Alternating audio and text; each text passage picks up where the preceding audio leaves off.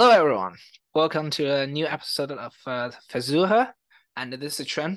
I'm a early medievalist of Europe and the late medievalist China. I'm based in Austin, Texas, normally, but right now I'm doing archive in Paris. Today, with me to discuss the Hegel's Science of Logic is my great friend Aron. Hi, Aron. How you doing?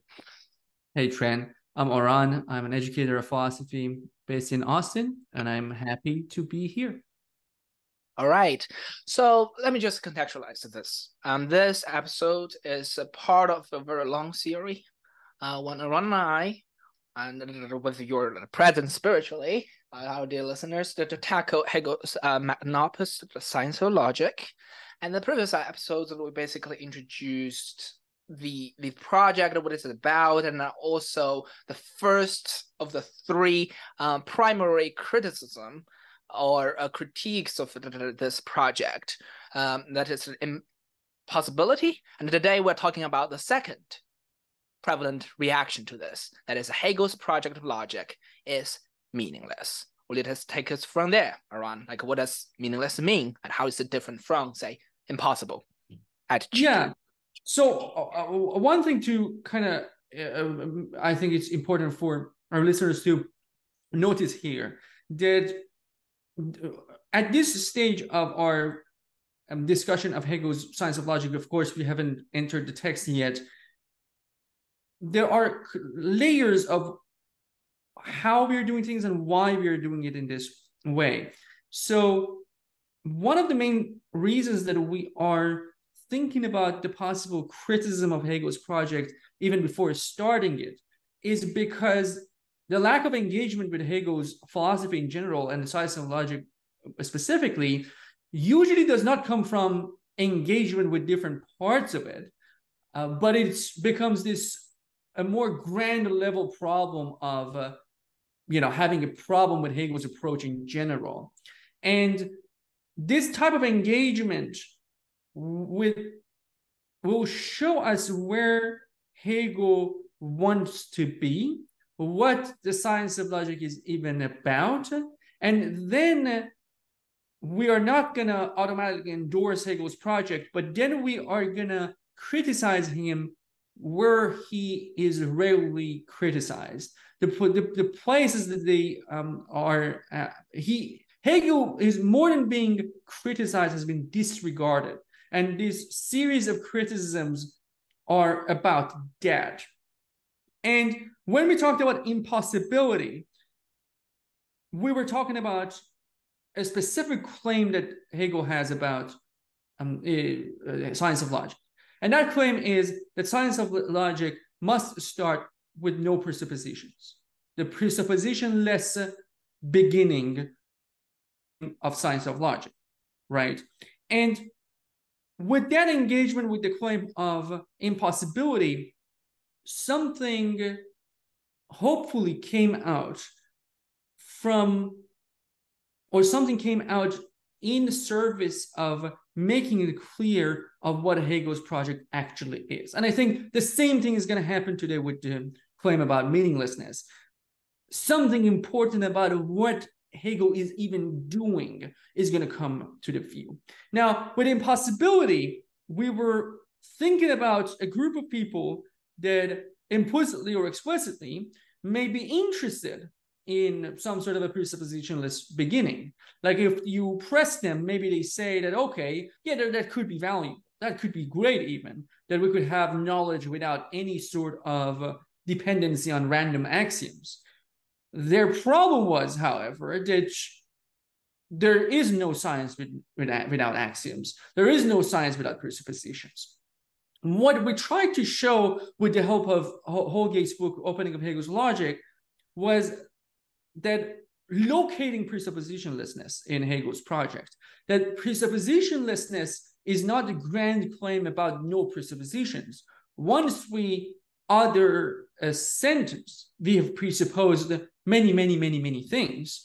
Right. And there's no denial of that. And Hegel is not in denial of that. And Hegel even goes further in acknowledging all sorts of other presuppositions that include accidental cultural aspects, even even psychological aspects of human beings, Right. being the ability to abstract, even like things of that nature.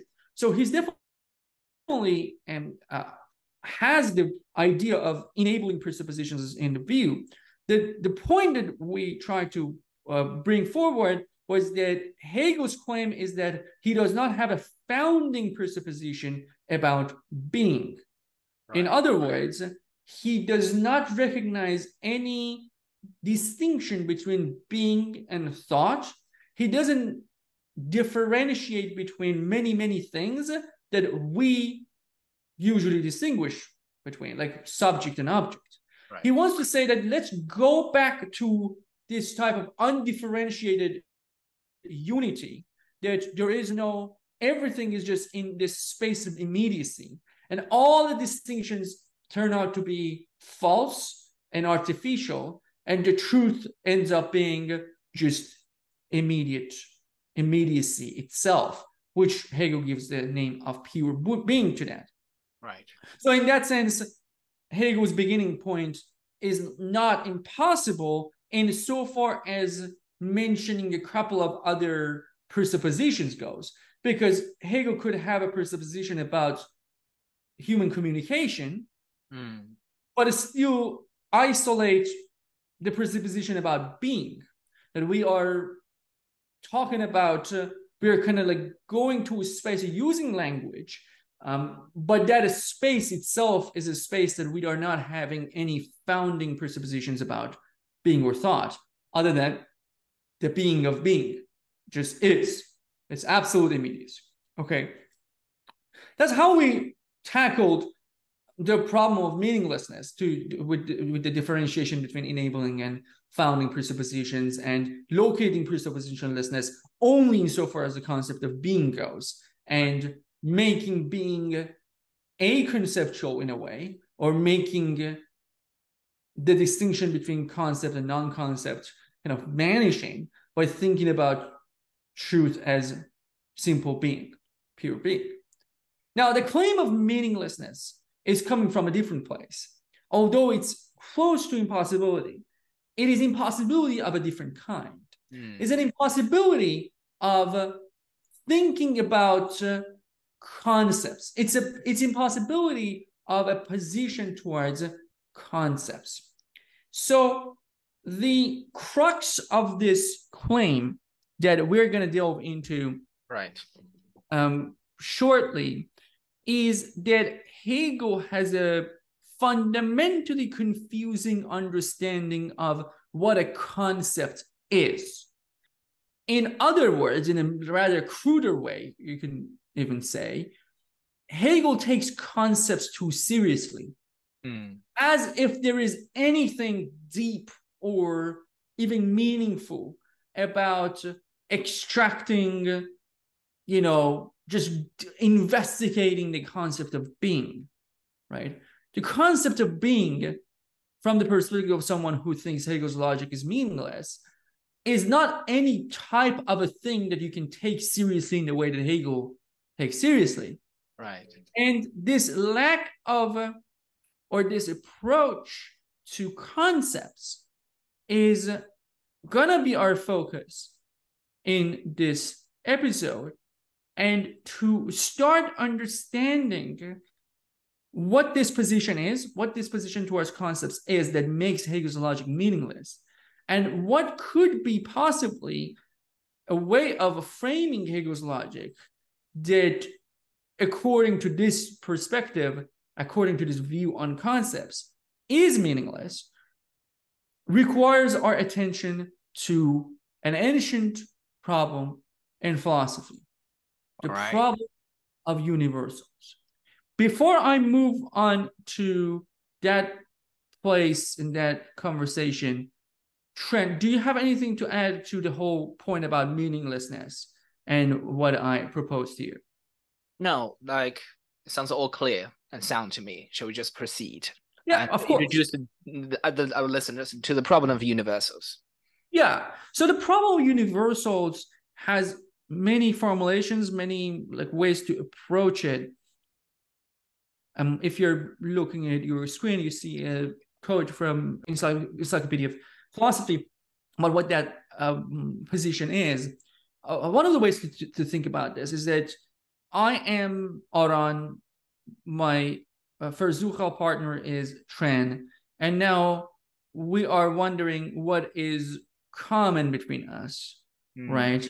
And we say that, okay, we are both whatever men, or we are both human beings. Now, this category that we are all both part of is something that transcends our individuality. Like human being as a category is not, it's not a thing that you can point at, probably, right? It's not something that you can just go find. It's something that is me and Tren. It's a common denominator between me and Tren. And in another way of framing this, you can even think of it as our essence, right? That is, we are that. Now, the problem of universals starts when we wonder, what is that? What is a human being? What is red? And when we use these terms, it is important to notice that it is not, we're not talking about like red objects. We know what a red object is. You can point at a red object, you can look at it.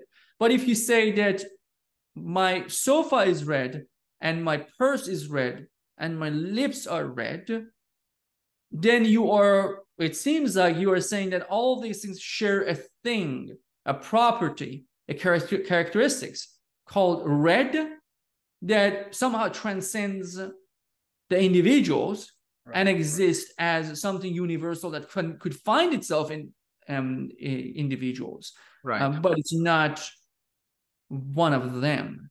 And if you, dear listeners, are following our conversations from the beginning, you know that this whole relationship between individual and universal, and sometimes individual, particular, and universal, has been one of our most important engagements, because in many ways that relationship shows itself in all sorts of debates about enlightenment and counter-enlightenment as well. And there are, traditionally speaking, couple of approaches to universals, right? Like very famous, like even maybe like not a very nuanced image is like Plato, that is a realist about universals, which means that Plato thinks that actually the truth of things is in the universals, right? It is something very deep about that universal. The individuals are accidents that the universal kind of like shows itself in, but they are not, there is no depth to individuals. Individuals are perishable, changeable, malleable. The universals are fixed and rigid and real. And the rest, the individuals are the shadows. Now, there are many ways to be against this realist position, and there are many ways to be realist. We're just paraphrasing here, but the two ways to be against realism is conceptualism and nominalism, right? And conceptualists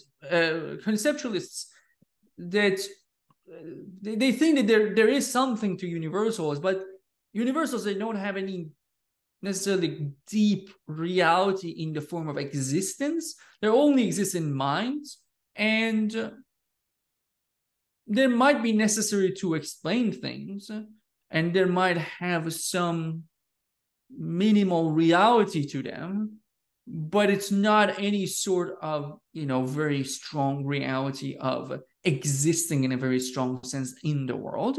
And nominalists just think that universals are just empty. They are the opposite of what Plato thinks. They're distractions from reality. No, nothing universal exists. Only individuals exist. And we kind of shove things together and just say that, like we are just one thing, when we're not. There is no red. There's no red. There could be similarities between this red sofa and this red purse and my red lips, but there is nothing about redness. They are very different, actually. You can call that color number one, color number two, color number three, and that's all there is. But even the term color itself becomes a problem. And everything gets into this kind of a interesting domain that at best, these universals in the form of concepts may have pragmatic use, but there is no deep reality in the form of existence to these universals.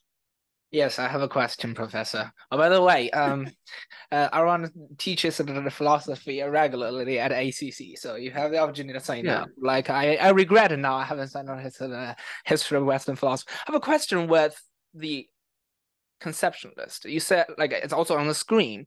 So, Yeah.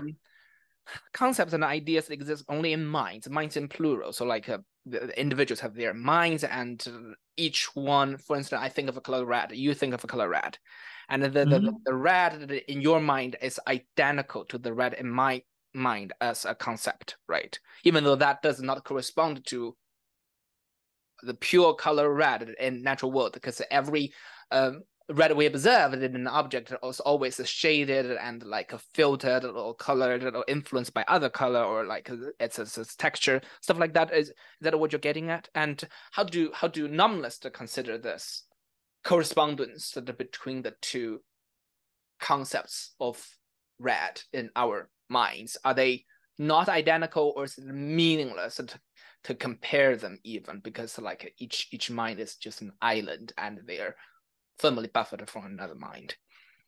I think the way that the distinction plays out, at least in one of the layers of it, is that I think conceptualists would recognize the necessity of universals Right. to even communicate about existence and reality. And maybe they identify that, yes, that purely conceptual image that is not just something that I have, it is more something that we can speak of and like, think about and communicate in different ways. It has a connection to reality. It's not concept read from a conceptualist perspective, I believe, is not just a name. It's not an empty name. Right. But it is not referring to anything real, if by real you mean tangible in the world. Okay. There is no hard reality about red, but red is a concept that we could arrive at. And with that arrival, it's we open doors to different forms of like understanding relationship between things, for instance. Okay. I think the nominalists, from what I understand, Right.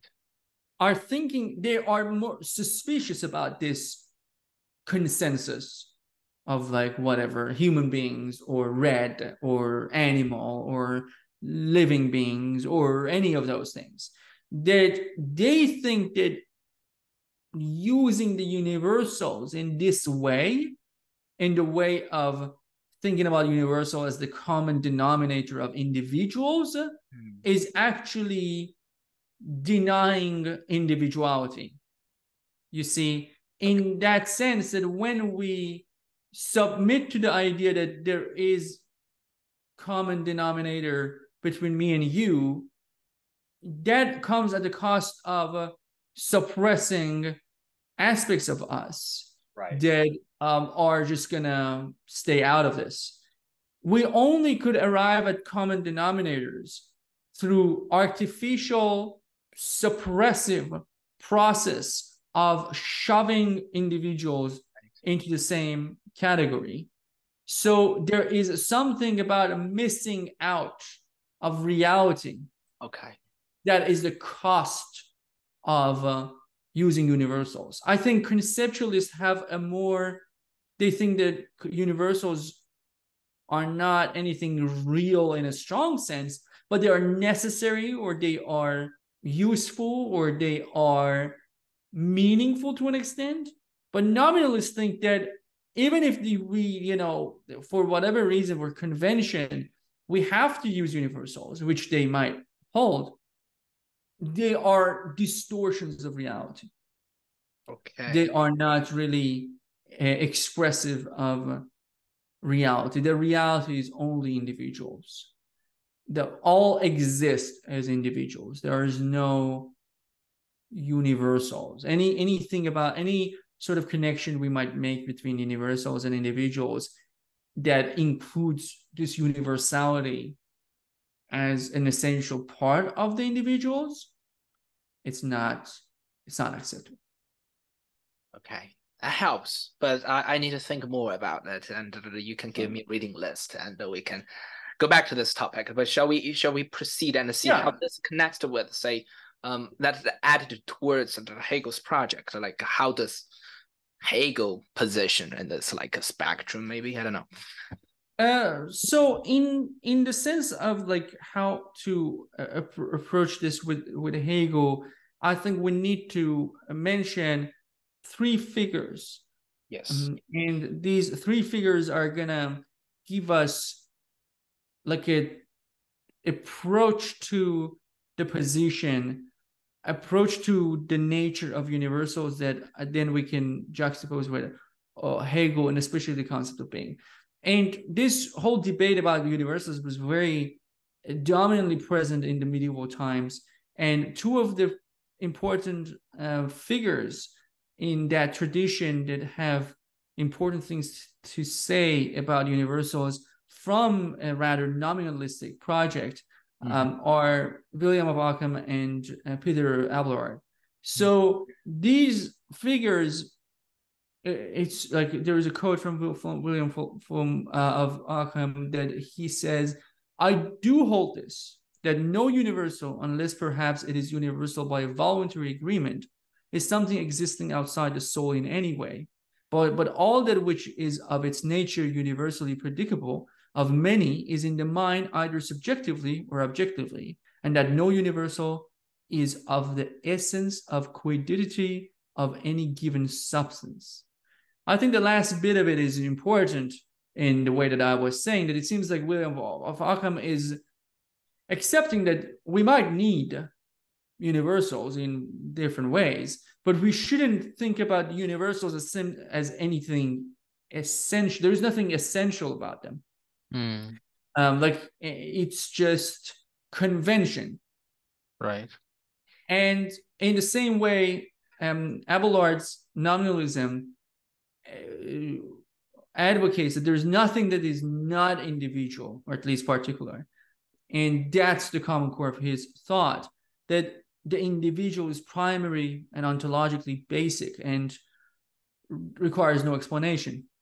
And when we think about this in this term, and it is its own story, and I think it's fascinating, and I think it's gonna come back to us in different ways, is that when you hold this view, I think one of the things that probably our listeners are also thinking, and we talked about this when we were talking about Hamann as well, Right.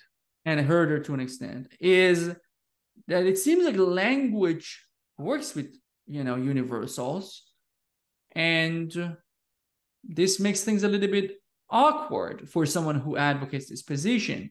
So there is also another path that we could take. One way to look at this is, okay, we will use universals, but universals are not, don't take them seriously. These are just like, whatever, some necessities that we have, but that's not important. But you can also think about this in the sense that if your position towards the world is that only individuals exist, and any universal property or universal characteristic or as essence is distortion of that individuality, you are going to have a much more appreciation for immediacy. And that might become important when we connect this with Hegel, because if you think individuals exist and universals are distorting, you might have a far more appreciative view of, intuitive relationship, right? Immediate connection, because in those moments, the reality of things show themselves to you.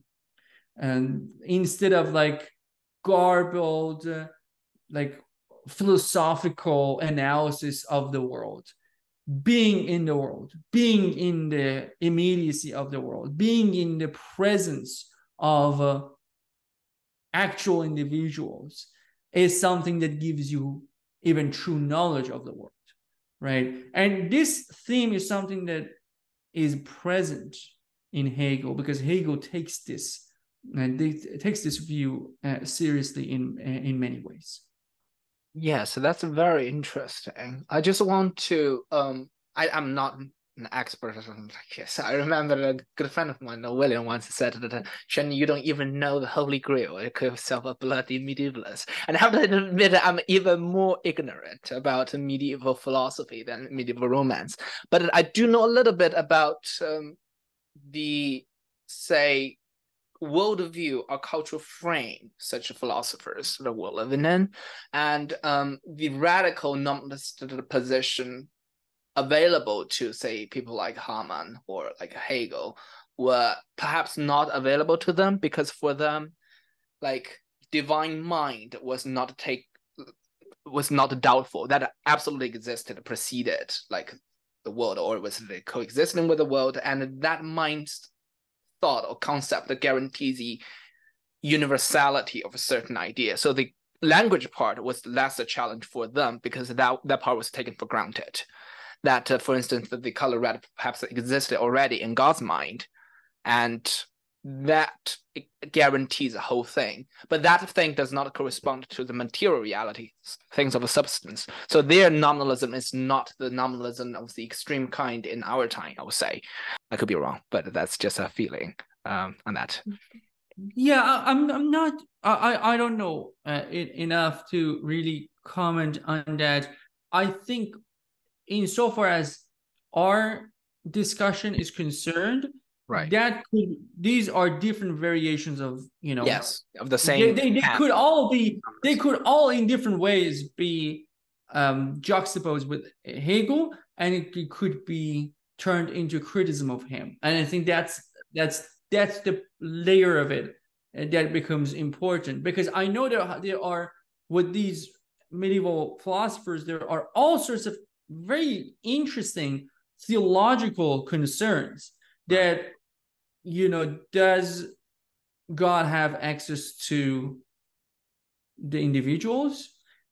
That's another kind of, like, can God, like, experience the individuality of the individual? Like, it's just one of those Right. like questions that come Right. to the view, or God just kind of like is in that kind of a universal, creates red, but like has no relationship with the individual red things. Like, there become like all sorts of like other theological Yeah, for concerns sure. about like the relationship between the two. But insofar as our conversation concerned in relation to Hegel, what is important is that there is a viewpoint that would think of a concept like human being, red, or being as something that is fundamentally empty. It's a Right. convention, it's something that we might need to communicate, and different philosophers, different viewpoints could disagree how much we need it and how much our need means, it is relevant, or how much it means it is a distortion. And there are all sorts of viewpoints there. But I think the core of it is what matters to us. There is a position that would say any universal concept, red or being, is Right. not something that requires any sort of deep investigation. And this lack of need for deep investigation would mean that Hegel's project is an empty project. Okay. Instead of understanding that something like being is even a more abstracted version of red and humanity, Hegel thinks of being as something that is essential, something that it is a universal, and as a universal, it has a weight attached to it that needs to be considered, right? I think in that sense, that is the layer of this medieval discussion that we need at this stage. Right. Right. for like challenging Hegel. And this is not just about medieval philosophy. Actually, this is the basis of a very important development in the history of philosophy in the 20th century that showed itself in positivist circles to an extent, and also Wittgenstein. And both of his stages, like Wittgenstein as the early Wittgenstein of the Tractatus and the later Wittgenstein of philosophical investigations, the theme of language is very much present, and the theme of looking for meaninglessness of concepts is very prevalent, right? Like it's one of the themes. These are very different books, but like one of the main, I would call it, obsessions of Tractatus is to like get rid of the bewilderments that only get to us because of our misuse of language, Right. and show us that like concepts that do not describe the order of things, for instance, are not really, they're not, if they're not like embedded in picturing the world, their meaning is not anything deep. It's actually a matter of confusion. And the same theme continues in a very different way in Wittgenstein, in later Wittgenstein. And I remember reading a quote from him that I tried my best to find in English, but I couldn't find. I read it in Farsi years ago, and I do not remember which period was it. I think it was in the transition that Wittgenstein was having, and it was specifically about the concept of being, right? And it was like, we use the word being, we use the word is in all sorts of ways, that the cat is on the table, whatever. But then we switch something grammatically and ask like, what is being? And suddenly it seems like we have a very deep philosophical question, right? But being wasn't anything. Being was that kind of a connector, Right. of, how things are ordered. Being wasn't anything deep. And I see.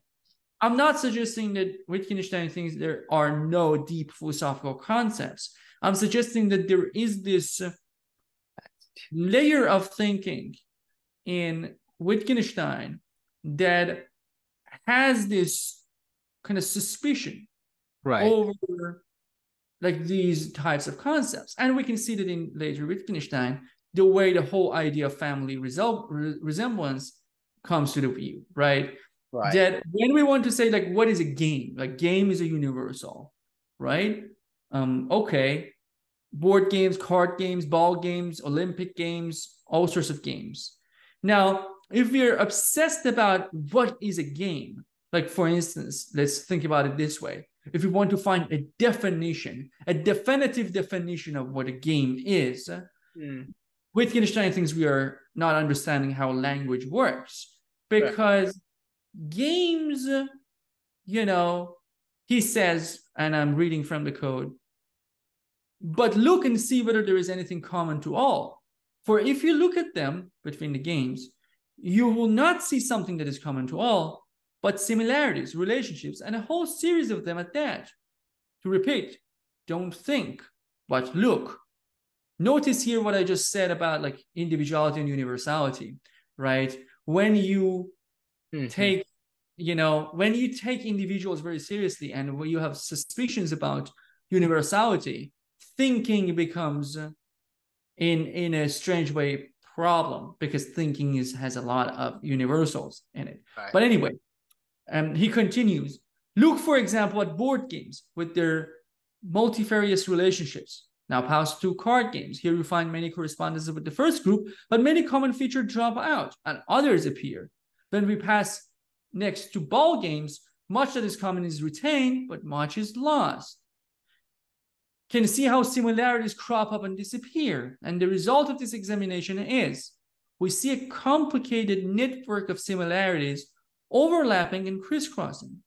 Sometimes overall similarities, sometimes similarities of detail. He Right. says, I can think of no better expression to characterize these similarities than family resemblance. For the various resemblances between members of a family, build, feature, color of eyes, gauge, temperament, etc., overlap and crisscross in the same way. And I shall say, games, quote unquote, form a family. Now, what Wittgenstein is pointing at here in the way this is going to be related to the criticism that we introduced at the beginning of this episode of utter meaninglessness of Hegel's project is that, okay, look at a concept like game, which is universal. Now, if you think about game as you isolate game and you try to figure out what game is, right? And you think about, okay, whatever this, first of all, must be a common denominator to all games, right? And it must be something definitive, and the understanding of what the game is requires a lot of like reflective capacity of coming up maybe like a definition of what a game is. Now, Wittgenstein says that no, that's not how concepts work, right? We call ball games games and board games games because there are some similarities between, but there are some differences between them. And there are some similarities between ball games and card games, and there are none of those similarities exist between card games and board games. And there are some things about Olympic games that have some in common with card games, but none with board games. And this is like a very sophisticated network of connections of similarities and dissimilarities that we can recognize something, but then we call all of them game, right? Not because there is a common core, not because there is something of a universal in a very strict way that now all of these individual games are expressions of that, but it's just like, there is like some connections disappear, new connections appear, connections between this and that overlap, but then there is nothing else. And in that sense, there is nothing deep in a Platonist way about games. It's about meaning in use and how these networks of connection appear and disappear, and discrepancies happen, and dissimilarities happen, new things that are not games in the usual sense now start to become called game, right? Like there is this thing called day game in our times, which I'm sure Wittgenstein was not aware of it. It was just like it's about dating and like kind of cold approaching girls on the streets and trying to strike something like a connection with them, right? That's a day game because it happens during the day and you approach girls. Now that's called game.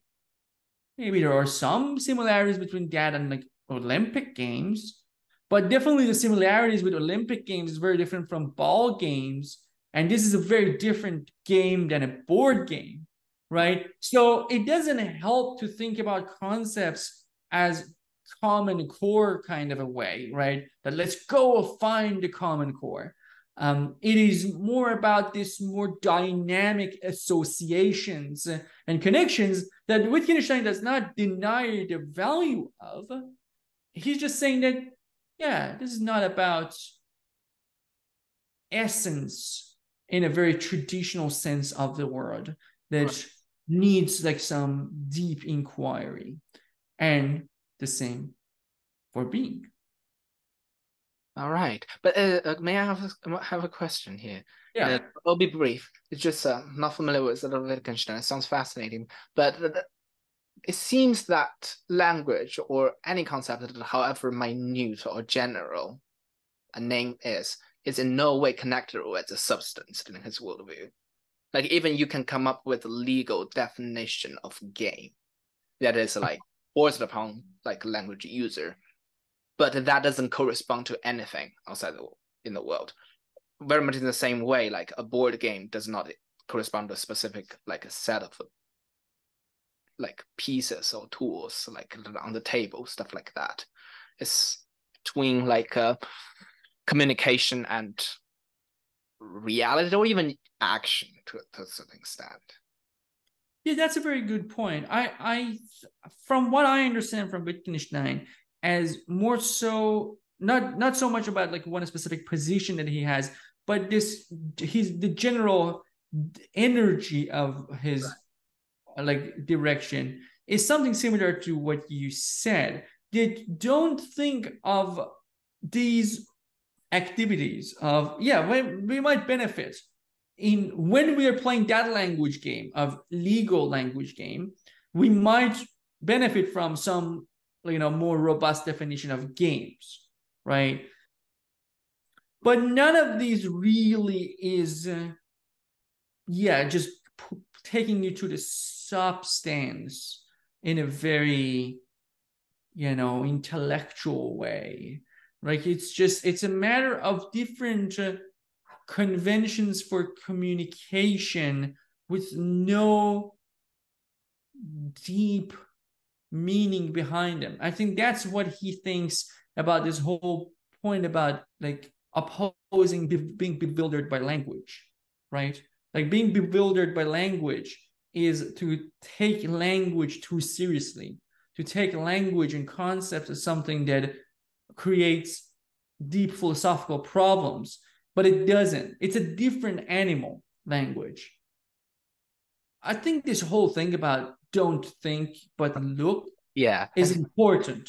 Yes, indeed. Yeah. It's very important in like understanding like what he is like thinking. He's thinking that thought on its own in the usual Right. traditional philosophical way is a matter of distortion. I see. Or it's a matter of confusion, creation of confusion about concepts. Now, his project is the clarification of confusion. Sure. It's I'll just very briefly. So for him, there's an insurmountable gap between like the communication of communion of minds through thinking and like real action through material beings, like brutal reduction. And for him, the real thing or the certain thing, the thing we can really feel and verify perhaps is the thing out there. It's not something in our mind, which is just a language game. So like what is knowable and what is real for him, like in this dichotomy? Because I do see a dichotomy. Yeah, I'm not sure about that. I'm not Okay. sure about like how much of he definitely he has that tendency in this whole discussion of universal and individuals, right? In this whole discussion of realism about universal, conceptualism, and nominalism about individuals, about universals. I think of Wittgenstein as someone who is far more sympathetic to William of Ockham or Hamann than like Plato, right? And in that sense, I think he thinks that I don't think he thinks that language is necessarily something negative, right? Language is not helpful or language is not even necessary, right? I think in that sense, he might think of language as a necessity that is connected to, knowledge, and, it is important in that sense too. But he thinks that language, as much as it could be that, it is also the source of our deepest confusions. Yeah. And he has, I mean, this is a little bit off topic, which is, I just mentioned it briefly. He thinks this has a very practical relevance. Like he thinks a lot of like fights about like values and things of that nature could just disappear if you understand that our disagreements are coming from misusing language. I see. Very interesting. Yeah, we Yeah. should definitely perhaps treat the Wittgenstein series then perhaps independently in a different venue. But shall we Yeah. press on and see how this connects with that Hegel's position in this whole problem? Yeah, I think when we reach the position of Hegel's view on concepts Mm, and view on universal and individuals, all of these figures, it's going to be a feast of okay. philosophy and thought. Because that's, I think, as we have, I think, intuitively identified from the beginning of these series, that is where the crux of the problem is. And I think definitely Wittgenstein is a very good representative of one way of framing this whole problem. But I think the way that this whole thing gets related to Hegel Right. is that, okay, if Wittgenstein is right, if Abelard is right, if nominalists or even conceptualists to an extent are right, Right. then what is this weird beginning of Yeah. Hegel's science of logic, right? It Yeah. seems like that Hegel is presupposing, speaking of presuppositions, a realist position regarding universals Mm-hmm. at the beginning of science of logic. But that seems to be actually a founding presupposition, not just like an enabling presupposition, Mm, right? If we think being as a universal is real right. in a way that it's now needs to we need to dig deep and like parse it out, that seems to be a problem. Or where is the justification for that? Because like that's not just saying that, oh, we needed like enlightenment to be self-critical. That's a different type of a presupposition. Mm, Now the whole project, if that's the case, lies upon the assumption that there is anything about the concept of being as a universal right. that needs to be taken seriously. Mm-hmm. Right? That seems to be a faulty assumption about the deepness of universals in general. It's more like it puts Hegel more on par with Plato. That, oh, you are now like thinking about what, you know, justice is, Mm, right? Like that's what Plato does, right? He wonders about justice, and there are conversations about justice, essence of justice, so on and so forth. But like think about Wittgenstein looking at that. right. Wittgenstein would say like there is no deep Yeah. like thing about the concept of justice. The concept of justice, it depends on which language game you're playing, what are Right. you trying to achieve Right. pragmatically, and it means different things. There's no singular meaning to the concept of justice that you can extract Right. in a Platonic way. But if Hegel is assuming a realist position towards universals, Right. and that's why he takes the concept of being seriously, Mm, then we have a problem. Because if he's not right, right. and the Wittgensteinian way of thinking of things is more, aligned with reality, Right. then this whole project is meaningless. You are just trying to find something that is not there. There's nothing deep about the concept of being as a universal. Now, before framing what our response to this is, why we think this is not the problem that Hegel has, Trent, do you have anything to say at this point? No, I'm just eager to introduce the listeners our reaction Mhm. to this kind of a question of skepticism. Yes. Yeah. So I think with that, I think it's very important, and I think this the way that this organization of this session is inspired by what you said in the last episode about the quote unquote charge, not charge of human communication.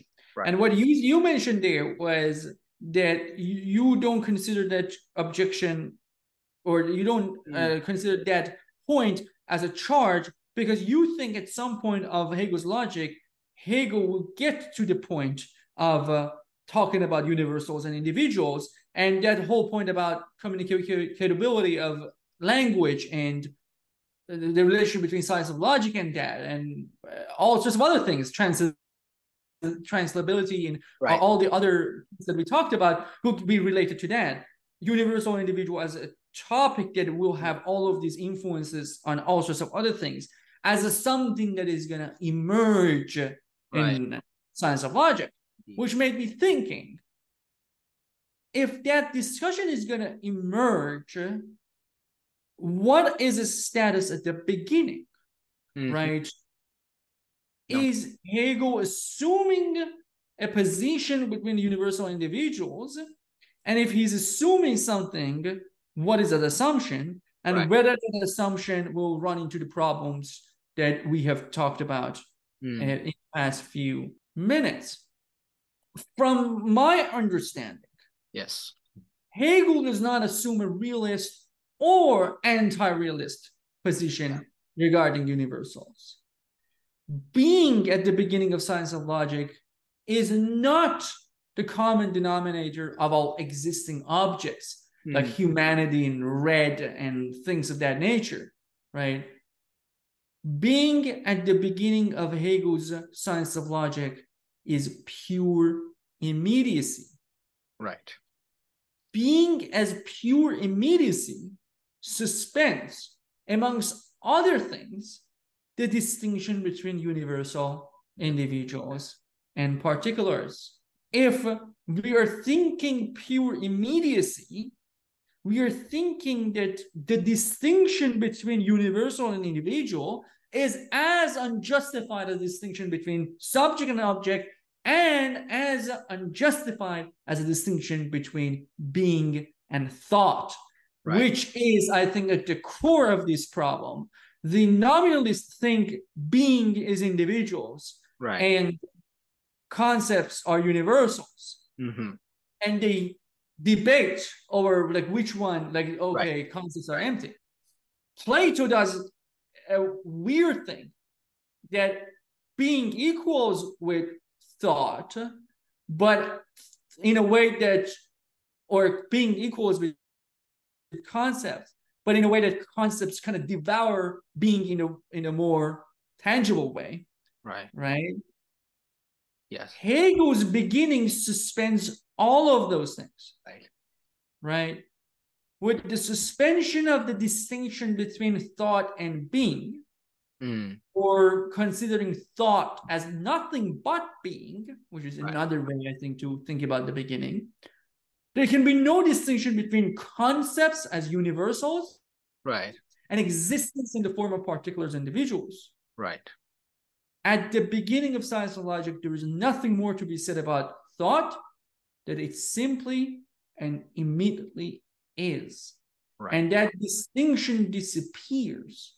So in this way, if we frame this, we actually see, I think, a very unique and very deep layer of Hegel's project, which is not holding position about universals and individuals, but suspending the distinction. Which is something that none of these other thinkers do, right? Like the way that they arrive at their position is not, they don't start with suspension.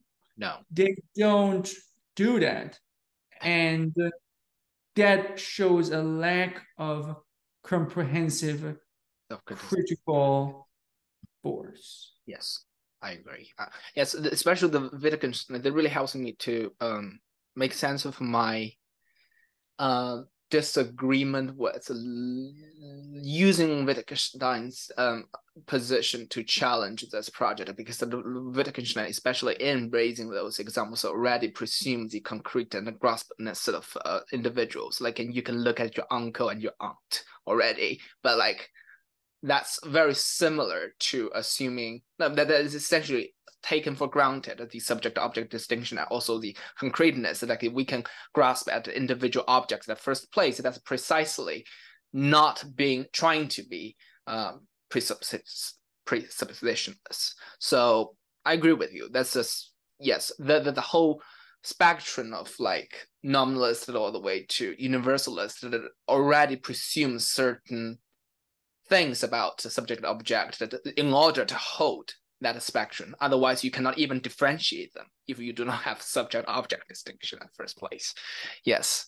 So if we suspend that like Hegel does, then this putting it into the boxes that makes no sense because the boxes no longer exist.